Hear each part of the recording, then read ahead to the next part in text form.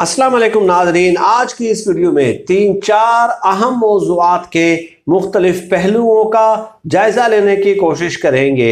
नाज़रीन, सबसे पहले जो वीडियो का थंबनेल आप मुलाहिज़ा कर रहे हैं उसी से ही वीडियो का आगाज़ करते हैं। नाज़रीन, आपको याद होगा कि नवाज शरीफ साहब की ये तारीख है कि वो पहले हमेशा आर्मी चीफ का तकर्रुर खुद करते हैं और सीनियरिटी लिस्ट को क्रॉस करके वो आर्मी चीफ का तकर्रुर करते हैं और उसके बाद खुद ही उनके साथ उनके ताल्लुकात खराब हो जाते हैं। खैर, ये आज की इस वीडियो का मौजू नहीं है। चौधरी गुलाम हुसैन साहब जो कि सीनियर सहाफ़ी हैं, ARY से वाबस्ता हैं, उन्होंने एक दावा किया है, बहुत बड़ा इंकशाफ किया है, और वो ये कि एक बार खुद मुझे जनरल कमर जावेद बाजवा साहब ने कहा कि CPEC का जो पहला मरहला था, पहला फेज था, उसके लिए चाइना ने 19 अरब डॉलर की रकम जो है वो मंजूर की थी। चुनाचे वो 19 अरब डॉलर की रकम पाकिस्तान आई और उसमें से सिर्फ 10 अरब डॉलर की जो रकम है वो CPEC के ऊपर लग गई, लेकिन 9 अरब डॉलर जो है वो नहीं लगाए गए।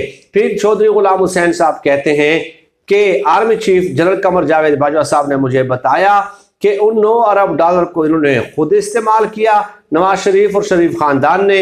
इसके अलावा उनके बिजनेस एक्टिविटीज में वो रकम इस्तेमाल हुई। चाइना को इसका इल्म हुआ, चाइना ने कहा कि हम इस हवाले से तहकीकात करेंगे और एक्शन लेंगे। और फिर चौधरी गुलाम हुसैन साहब ने कहा कि जनरल कमर जावेद बाजवा साहब ने मुझे बताया कि बाज़ मामलात ऐसे होते हैं जिन्हें हम पब्लिक नहीं कर सकते।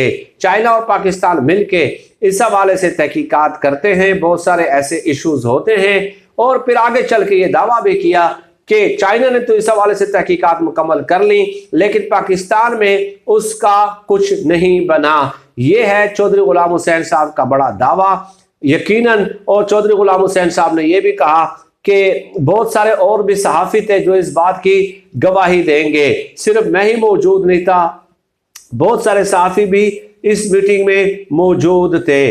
अब यहाँ पे सवालात कई खड़े होते हैं नाज़रीन। पहला सवाल तो ये खड़ा होता है कि जब इस्टेब्लिशमेंट को ये मालूम है, उसके बावजूद उन्हें इक़्तिदार में लाने की क्या मंतक बनती थी? जब एक तरफ ये दावा किया जा रहा है कि 9 अरब डॉलर उन्होंने गबन कर दिए, तो इक़्तिदार में क्यों लाया गया? ये सवाल जो है स्टिल एक मुइम्मा है और इसका जवाब जो है वो बाहर सूरत सामने आना चाहिए। दूसरी खबर नाज़रीन ये है कि खबरें तो वैसे बहुत हैं कि जब से ये हुकूमत आई है, गालिबन 9-10 अप्रैल से, यूँ समझ लें 10-11 अप्रैल से, तो जब से ये हुकूमत आई है अभी तक मीडिया को इश्तिहारात की मद में 135 करोड़ रुपए जारी किए जा चुके हैं। 1 अरब 35 करोड़ रुपए जारी किए जा चुके हैं। और शहबाज शरीफ साहब का जो तुर्की का दौरा है 31 मई और रात को पहुंच गए, 31 मई से लेकर 2 जून तक, तो उस हवाले से आप अखबारात को मुलाहिजा कर लें, फ्रंट पेजेस पे आधे सफ़े से भी ज़्यादा के इश्तिहारात लगे हुए हैं। एक तरफ तो इनका दावा यह है कि हमारे पास जहर खाने के भी पैसे नहीं हैं, जहर खाने के भी पैसे नहीं हैं, लेकिन दूसरी तरफ 135 करोड़ रुपए के इश्तिहार दिए जाते हैं, 135 करोड़ रुपए के। और 54 रुकनी जो वफद है वो शहबाज शरीफ साहब के साथ तुर्की का दौरा करता है। 54 रुकनी वफद, आप बताइए। तो ये जब लोग इमदाद लेने जाते हैं दूसरे मुल्कों से, तो वो सबसे पहले तो यही सवाल करते हैं कि भाई आप इतने शहाना प्रोटोकॉल के साथ और इतने पूरे मुल्क की काबीना को आप साथ ले आते हैं, तो आपको किस तरह इमदाद चाहिए? वो खुद वर्ता हैरत में वो जो इमदाद देने वाले ममालिक हैं वो मुब्तला हो जाते हैं। अब सवाल नाज़रीन ये है, खबर नंबर 3, कि इस कदर फंड क्यों जारी किए गए हैं? सवाल तो पैदा होता है ना, इसलिए जारी किए गए हैं। देखें कि बिजली का जो शॉर्टफॉल है मुल्क में वो तकरीबन 7000 मेगावाट तक पहुंच गया है। इस्लामाबाद जैसे शहर में भी 8 से 10 घंटे की लोड शेडिंग हो रही है, तो बाकी मुल्हिका या देहाती इलाकों का या छोटे मोटे शहरों का तो आप खुद भी अंदाज़ा लगा सकते हैं कि जब कैपिटल में 8 से 10 घंटे की लोड शेडिंग हो रही हो चुनाचे मीडिया इस हवाले से खामोश है, मीडिया इस हवाले से हाइप क्रिएट नहीं करेगा, मीडिया इस हवाले से खबरें नहीं देगा। तो यही एक तरीका वारदात है जो माजी में ये अपनाते रहे हैं कि मीडिया को अपने साथ मिला लिया, ये लूट मार शुरू कर देंगे। आप देखें 208 रुपए घी की कीमत में इजाफा हो गया, 208 रुपए फी लीटर या फी किलो।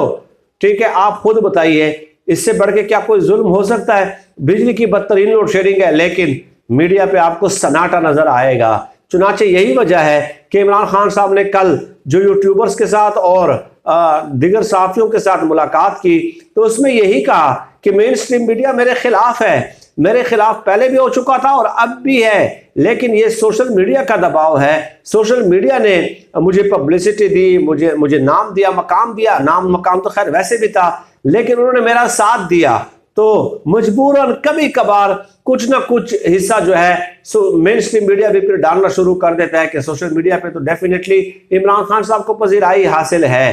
तो ये मेन स्ट्रीम मीडिया के लिए बदस्तूर एक चैलेंज है। मुझे भी खैर कल तलब किया गया था, बुलाया गया था मीटिंग में, लेकिन बावजूद सर्टन फैमिली कमिटमेंट्स की वजह से अब मैं स्टक था, तो मैं कल इमरान खान साहब के साथ मुलाकात में शरीक नहीं हो सका। लेकिन डेफिनेटली जब इतने हमारे दोस्त साफी वहाँ पे मौजूद होते हैं तो तफसीलात तो सामने आ जाती है, हम खुद भी राब्ता उस हवाले से फिर कर लेते हैं। अब नाज़रीन एक और ख़बर यह है, ख़बर नंबर 5 के MQM जो है वो नाराज़गी की तरफ जा रही है और MQM ये सोचने पर गौर कर रही है कि हमारे साथ शायद आसिफ जरदारी साहब ने बड़ा हाथ कर दिया है, क्योंकि MQM को बताया गया था कि आपको जो है ना गवर्नर सिंध का ओहदा देंगे, इसके अलावा तरक्याती फंड्स वगैरह देंगे, कुछ नौकरियां वगैरह देंगे। तो न तो तरक्याती फंड्स दिए गए, न गवर्नर सिंध का ओहदा दिया गया और न ही कुछ नौकरियां दी गई। चुनाचे डेफिनेटली अपने हल्के की आवाम को तो जवाब दे होते हैं ना। जब आप महंगाई डबल कर लेंगे और बिजली की लोड शेडिंग डबल कर देंगे तो फिर ये हल्के में आवाम को क्या कहेंगे? ना हल्के के आवाम के लिए तरक्याती फंड होंगे, ना जो है ना उनकी नौकरियां होंगी, और ऊपर से महंगाई और बिजली की लोड शेडिंग हो। तो MQM ने फिर आसिफ जरदारी के साथ मुलाकात की। आसिफ जरदारी ने कहा देखेंगे, आप टेंशन न लें, आप फिक्र न करें, ये काम आहिस्तगी से होते हैं, बतदरीज होते हैं, इस कदर जल्द जो है वो जंग की तरफ हम नहीं जा सकते, आप खामोशी से बैठ जाएं, आपके सारे काम होंगे। तो इमरान खान साहब को तो ये आंखें दिखाते थे, इमरान खान साहब को तो ये ब्लैकमेल करते थे, लेकिन अब आसिफ जरदारी को तो डेफिनेटली ब्लैकमेल नहीं कर सकती, क्योंकि वो तो खुद ब्लैकमेलिंग के सरबराह हैं, सरदार हैं। ये जो पार्टियां हैं, 2-3 पार्टियां जो हैं, ये तो खुद ब्लैकमेलिंग के सरगना हैं। तो बहरहाल यही खबरें थी नाज़रीन। खबरें तो वैसे बहुत सारी हैं। राना सनाउल्लाह साहब ने भी एक धमकी दी है इमरान खान साहब को, और ये कहा है, ट्वीट किया है बाकायदा अंग्रेजी में, कि इस बार लॉन्ग मार्च के ऐलान का मुझे इंतजार है, और इस बार जैसे ही लॉन्ग मार्च का ऐलान होता है मैं फौरन गिरफ्तारियां शुरू कर दूंगा, और इस बार मैं लॉन्ग मार्च नहीं करने दूंगा। ये राना सनाउल्लाह साहब ने कहा है, और इतनी धमकी आमेज रवैया अपनाया है और इस कदर धमकी आमेज लहजा इस्तेमाल किया है ट्वीट में अंग्रेजी में कि आपको कभी कभार कंफ्यूज हो जाते हैं कि ये वज़ीर दाखिला है या एक गुंडे का बयान है। बखुदा मैं कोई पॉइंट स्कोरिंग नहीं कर रहा, मेरे ख्याल में वो एक गुंडे का बयान है वज़ीर दाखिला से ज़्यादा। फवाद चौधरी साहब ने बिल्कुल ठीक ट्वीट किया। उन्होंने कहा कि आपके सवाल का जवाब और आपके ट्वीट का जवाब तो हम बाद में देंगे, पहले आप ये बताएं कि आपको ये अंग्रेजी किसने लिख के दी है, क्योंकि आपकी तो ये औकात नहीं है, आपकी इस कदर हैसियत नहीं है, और डेफिनेटली नहीं है। भाई राना सनाउल्लाह का अंग्रेजी के साथ क्या ताल्लुक, इस कदर हाई प्रोफाइल अंग्रेजी वो लिखे। लेकिन बहरहाल राना सनाउल्लाह साहब ने पहले भी कहा था कि मैं अपने बाप का नहीं हूँगा अगर इमरान खान साहब ने इस्लामाबाद की सरजमीन पे कदम रख दिया, तो इसलिए उनकी ये धमकी भी आप कोई मायने नहीं रखती। अल्लाह पाक से दुआ है कि अल्लाह पाक हमें खल्क़ खुदा के लिए आसानियाँ पैदा करने की तौफीक अता फरमाए। आमीन या रब्बल आलमीन।